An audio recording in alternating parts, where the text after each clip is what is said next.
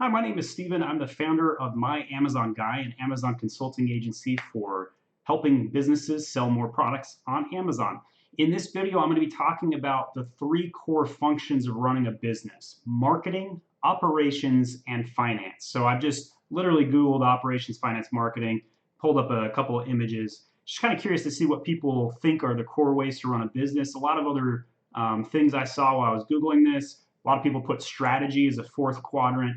I really do think that these three quads, not quad, but these three areas are the core fundamentals of running a business. So, finance, that's making sure when you run the business, you got cash flow positive.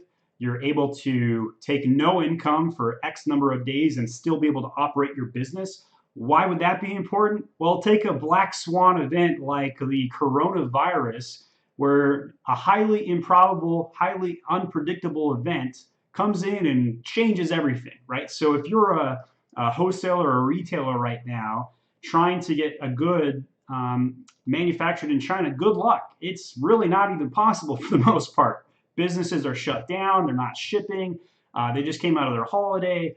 And so I read an article the other day that about 30% of manufacturers in China, small and medium manufacturers, do not even have more than 30 days of cash flow to run their business. So if they're not operating for 30 days, they're going to go under. Strong majority of them are going to close shop. So that's why finance is such a core function of business. Now, if you're running a business on Amazon, that means you need to have cash tied up in. You're going to have cash tied up in your products. You're going to have cash that you need to have on hand to pay for service providers or personnel, whether you're hiring an agency like My Amazon Guy, or if you've got employees that are full time. And then on top of that, you need to have cash to run marketing and advertising. So if finance breaks down, your marketing and operations are going to be non-existent. That's why it's a core function of running a business. And so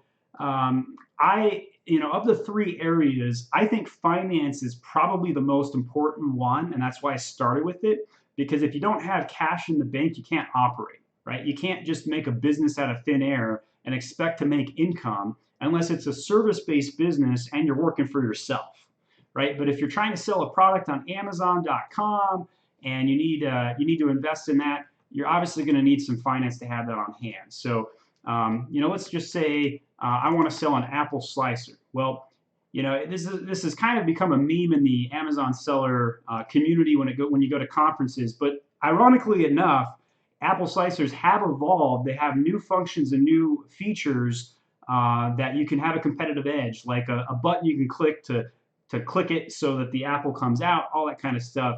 I digress. The reason I bring this up, though, is that if you're trying to come up with a product idea for Amazon, you do need to have probably about $3,000 per SKU, in my opinion, minimum, to get it off the ground. So if you're side hustling out of your basement or apartment, set aside $3,000 per SKU. That should be enough to A, buy the product, B, ship it to Amazon, and C, advertise and set up the listing and get it selling. That is the bare minimum framework. So if you've got 3 products, 9 grand, same math, definitely checks out. All right, so a couple other key functions I'll mention on finance, and then I'll move on. When it comes to Amazon, Amazon's going to take about 35% of gross sales of your goods. So that means for every $100, they're going to take about 35 of that. That is all inclusive. That is advertising, referral fee, logistics, and all the fees that can come from Amazon. So on top of that, I recommend that you use a 3-to-1 ratio for your cost of goods to your gross sales. So if you're going to sell an item for $20, your cost of goods needs to be under a third of that, and even better if it's less than that, a third, if possible. Now, obviously, there are certain categories on Amazon where margins are super tight, especially anything like food. Margins are much, much weaker, and that's simply not possible.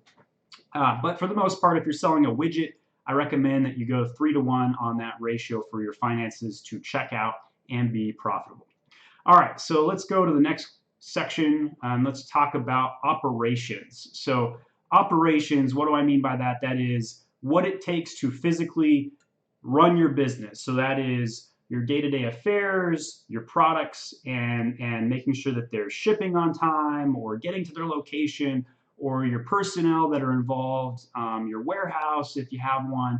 All of those things would fall under operations. So if operations were to shut down, your business would not be operating.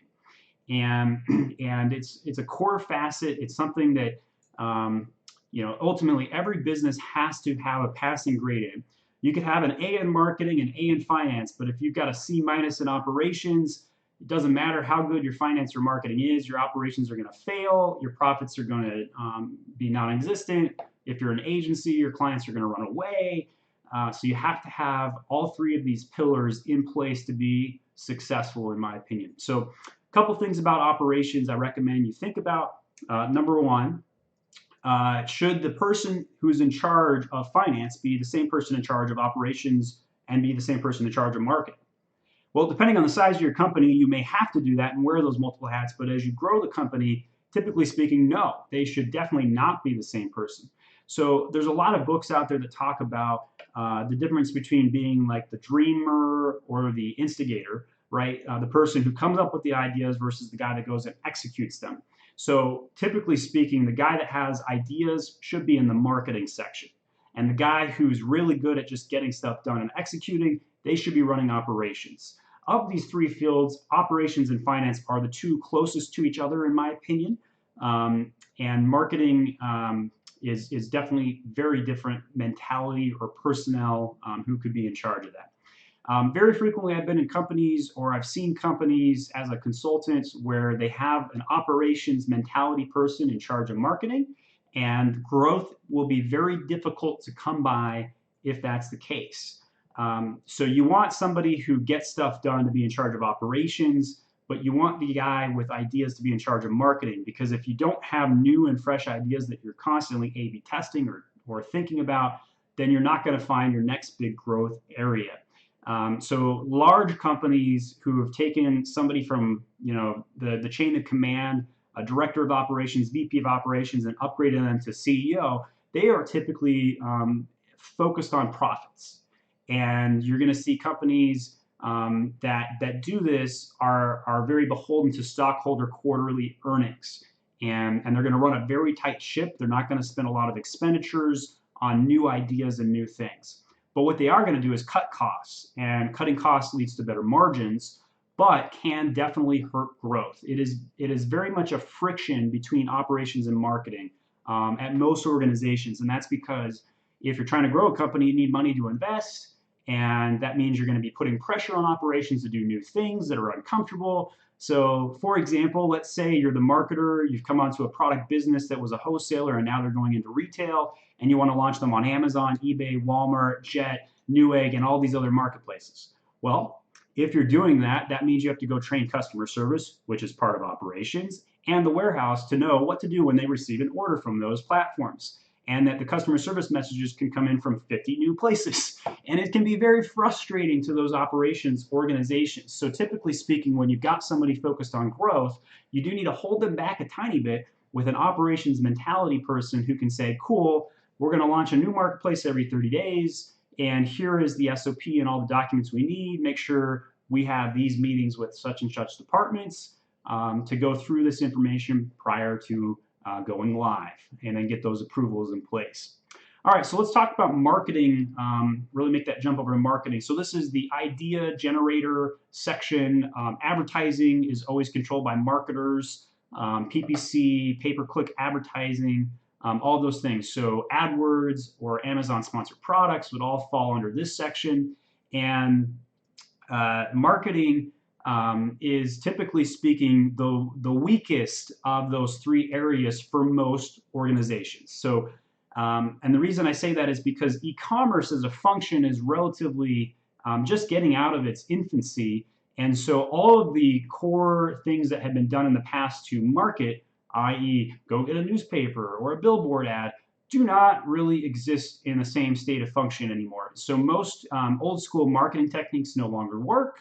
And so because of that, all the things that affected operations and finance over the years have really been fine-tuned by most organizations. So if you've got an older a boomer or Gen Z, Gen X running the company, they typically have been around the block a long time in operations and finance, but will find marketing to be the weakest. This is why a lot of the new jobs are being generated in marketing, fresh out of college kids who understand social media, or agencies that are young can be very effective in the marketing function because there's not competition is lower. The features and tools are constantly changing.